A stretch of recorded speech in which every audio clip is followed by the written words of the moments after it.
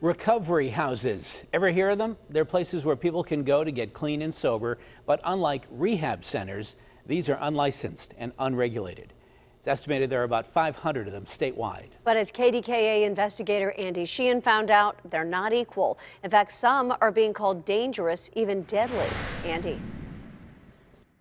In the throes of a heroin addiction, James Beshear vowed to quit, checking himself into this recovery house in Munhall to wean himself off the drug with other recovering addicts.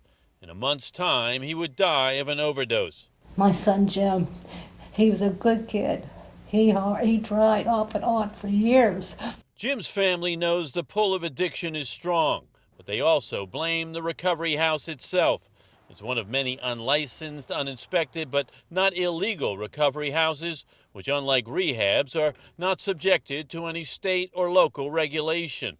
The family accuses its operator, Raj Sugarman, of supplying no rules or supervision, allowing addicts like Jim to use drugs, making overdoses inevitable. I've told her I blame her negligence for my brother's death. When people accuse me of me being responsible for this kid's death,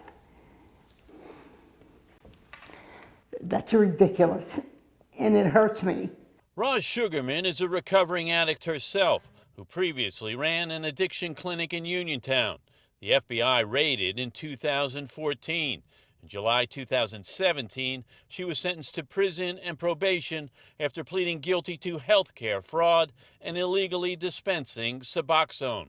Why are you back doing this work? Because it's what God wants me to do. Sugarman opened this Munhall house shortly after her release, and more recently, this house for women addicts in neighboring Homestead. She says the homes fill a pressing need in the opioid crisis, providing quiet, safe environments for recovery. Homestead Borough's manager says they're anything but. Burglaries, fights, overdoses. KDKA Investigates found call records showing police responded to the woman's home 9 times this year, and they've been called to the Munhall house 12 times in as many months.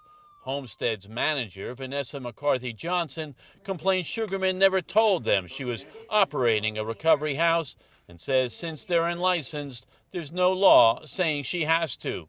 We don't know anything until either neighbors come down and complain, and then at that point, there's not much we can do. We had an overdose, yes, I called.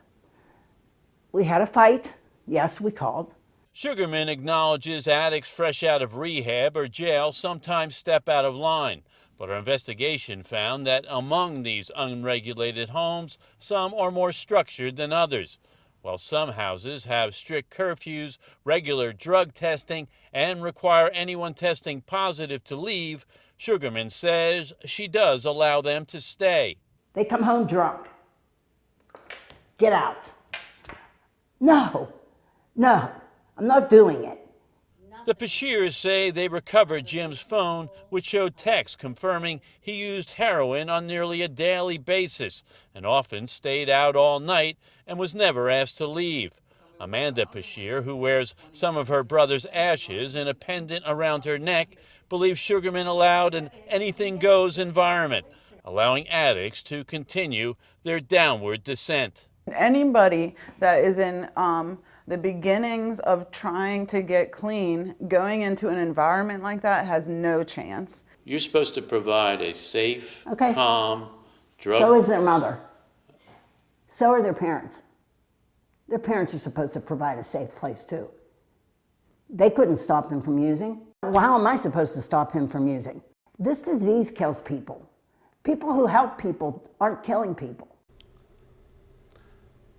Now, Raj Sugarman is against licensing recovery houses, saying that will drive some out of business and put recovering addicts out in the cold.